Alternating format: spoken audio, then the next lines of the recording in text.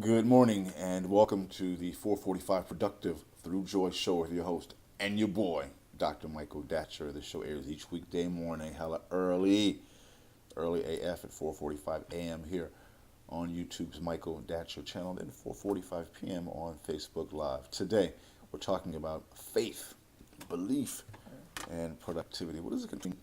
That faith in your idea, that faith in the spirit, that faith, that belief and yourself, your team. How does that impact your productivity? This is a fantastically fundamental show. If you don't watch any other show that we have, this will be the one you want to catch. All right. Thanks for being here. For those of you who are new, let me first say go right now to that subscribe button on your screen, push subscribe, become a subscriber, get all of these videos for free. I did say free, one, two, three, four, free. Get them all. Also, go to productivethroughjoy.com, see about us. We speak to groups, schools, and organizations about being productive through joy. We have a very innovative, narrative-based approach where we have clients examine the story that they've told about themselves, the story they're currently telling about themselves right now, and their aspirational story. Like what story do you want to write? Do you want to live? Do you want to be as you move into the future? And how can joy be a driving engine to that particular modality? So thanks for being here. Go check us out.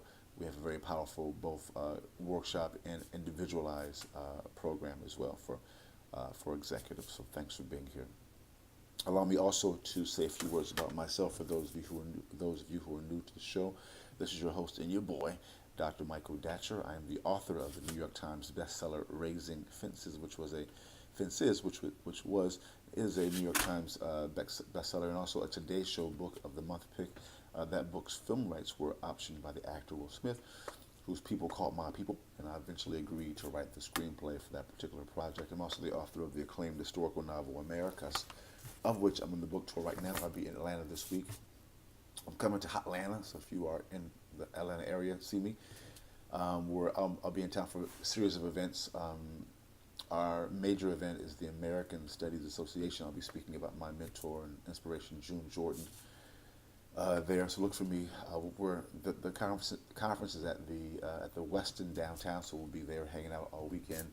Come out, meet us at the lobby bar. We'll be hanging, talking, discoursing at the lobby bar a lot, I'm sure, this weekend. And also I'll be at the First African Church reading from Americas on Sunday. It's a great Kemetic church in the Atlanta area. So look for me on social media. I'll be around in the hotel lobby bar as well if you are out and about. I am also the board president of the World Stage, a literary and jazz venue here in California. We are a really powerful 501c3 nonprofit in the Crenshaw district here in Los Angeles. 7 days of amazing programming. It's really a special place. Go to our website, theworldstage.org, see about us. Jazz, literature, it's just a special place. My educational background is UC Berkeley as an undergraduate. My master's is from UCLA, and my PhD is in English literature from the University of California at Riverside. I'm currently a professor of English literature at Loyola Marymount University here in Los Angeles. I am an expert at being productive, all right? I don't say all these things to brag or boast. I say them because people are almost always surprised at my level of productivity, given how crazy my own personal narrative is. I'm a product of a young girl who was raped at 16, gave birth to me at 17, and subsequently gave me up for adoption to an amazing single divorcee. Yet at the time, no biological father, no adopted father. Difficult times for the young MD. Yet, as Kool Modi famously said, "How you like me?" And if I can be this productive and be so through joy, I know that many people can do it with me. Let's ball together. All right, that's our philosophy. Get a team. Let's ball for the victory of the team. And the team can be as broad as we make the team, both physically but also kind of metaphysically, being in the same consciousness. So, yeah, that's me. Thanks for being here. Again, go to productivethroughjoy.com and represent. Have us come out and speak to your group, school, or organization. All right. So, again, today we're talking about a really important topic: faith, belief. What is the connection between your faith and belief in yourself and your team, in the higher power, the spirit, God. How do all those things come together to enhance your productivity and do so in a joyful way? All right, so that's the idea that we're working with right now. So let's dive in. Today, before we dive into that, we'd like to also tap into the idea of being of framing your day before your day has a chance to frame you. At times, we'll wake up with trouble on our mind. As if you know my show, I was sharing in the last few months how I've been going through a series of really complicated challenges with people, who have been close to me in various settings. And if you've had this encounter with people are close to you and they do you wrong, how it can be especially painful. I've shared before that the great poet Sonia Sanchez has a poem with a line that says, "Wounded in the house of a friend." When people in your inner circle don't act right, how that can really be terrible. And so at times, those types of situations, because that's so intimate, that's so close to you, it can really, really bother you. It can be what you wake up thinking about and what you go to bed thinking about, because you think, how could they? I don't believe it. How could they have done that? And I know that's not an uncommon thing people experience. So, but anyway, so when it happens, we help people develop a practice. We call it a spiritual practice, but you can call it an energetic practice, where you're framing your day before your day has a chance to frame you. We do it through in the context of a ritual. A ritual can be defined as doing the same thing at around the same time. All right. So when you think about this idea of a ritual, you want to start it hopefully in the morning. So let me give you my brief morning ritual to serve as an exemplar. In the mornings, I wake up at 3:30, including today, hella early. I read a couple of spiritual business books. I do our morning show here at 4:45 a.m. And then at 5, I work on my current novel until basically the sunrise. And at sunrise, I go out to the beach. I live here along the coast in Venice Beach, California. I go out, I bring my drum, I meditate, I pray, I do yoga, I come back, I work on my current novel for a while longer. And then I go back to the beach to run up the coast all the way past Santa Monica's Pier. And then all the way back here in Venice to my gym, Gold's Gym, to get my workout in. So guys, by 10:30, I'm feeling amazing. My body is being flooded with endorphins, and that endorphin release gives me a sense of euphoria that I can then use to leverage to move me towards my goals and objectives. We are not saying do what I do, we're saying do what you do. And we help individuals do what they do when they do when they do what they do when they do when they do what they do. So that's the idea. So we help you construct a morning ritual that you can lean upon as you go throughout your day. So that's the idea. So in the morning, I'm reading again 2 great books. I'm reading a book called The Metu Neter, which is a book of kind of Egyptian metaphysics.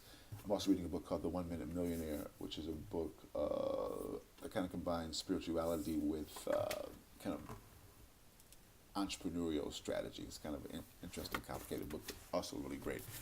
And from those 2 books, I extract some wisdom, and which I call the morning chant. So today's morning chant is, as a meditating natural mystic, I have faith in God, my dreams, and my dream team. Oops, sorry, rewind. Today's morning chant is, as a meditating natural mystic, I have faith in God, my dream team, and myself. That I am co-creating miracles now, right? And so I think about that idea throughout my day. And then I also create the morning and afternoon shows based upon this reading. So we're talking about faith today, based really upon that reading this morning. So let's dive in. Go to productivethroughjoy.com. Thanks for being here. And let's dive in. So point 1 is that everybody believes in something. Right? Faith is another way of saying belief, right? What you believe in, right? Everyone believes in something. Some people believe that cheating, doing whatever needs to be done is okay if the particular goal is met. Like that's a quite common belief system.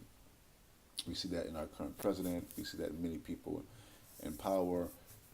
Say whatever, do whatever. Like no ethical bound, lie, as a way of just doing business. Just whatever it takes. And that at times that works. Right? At times, that particular lie, cheat, steal, at times kill. I mean, do anything to achieve your goals. That at times works, and in the long term, it can also work. I mean, we've seen that thing work. Right? We're saying that in the long term, though, the impact of that is not what you want for your life. Because karma, although not how we oftentimes think of it, but karma, the principles behind karma are actually real.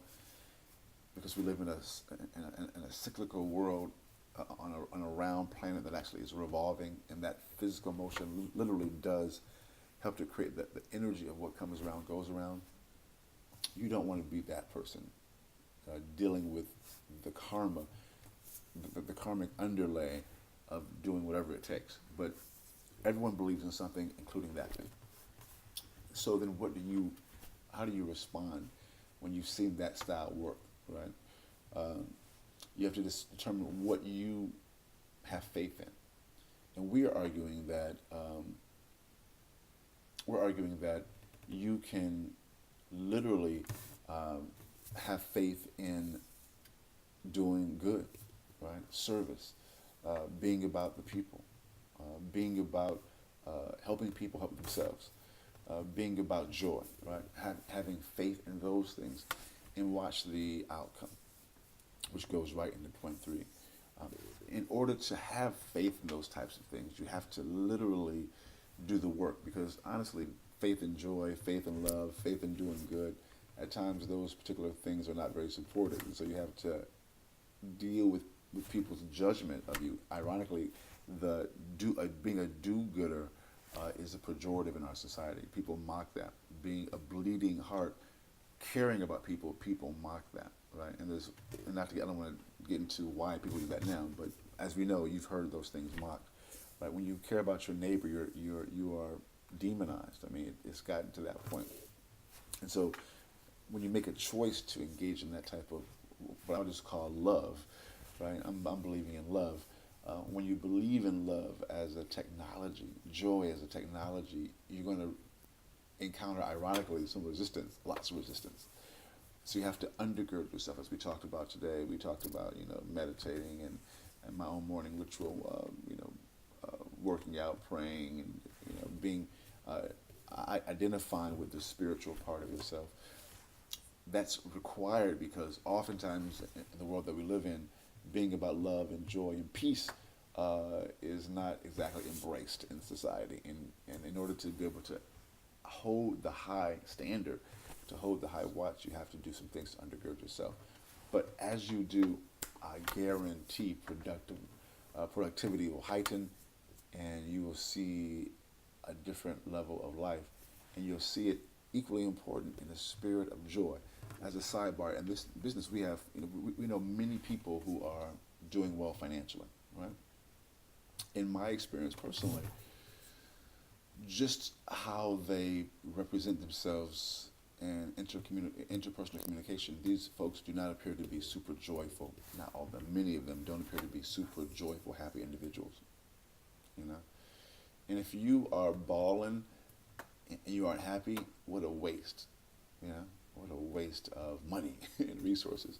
Why not ball and be in the joy, so your kids and those who you know and those in your spheres of influence can see what it's like and see the possibility of abundance in your life.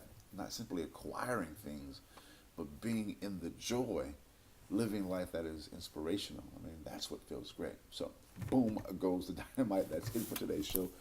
We air each weekday morning, hella early AF at 4:45 a.m. So until then, until tomorrow morning, or first this afternoon, let's talk about it and be about it. Thanks for being here. Deuces.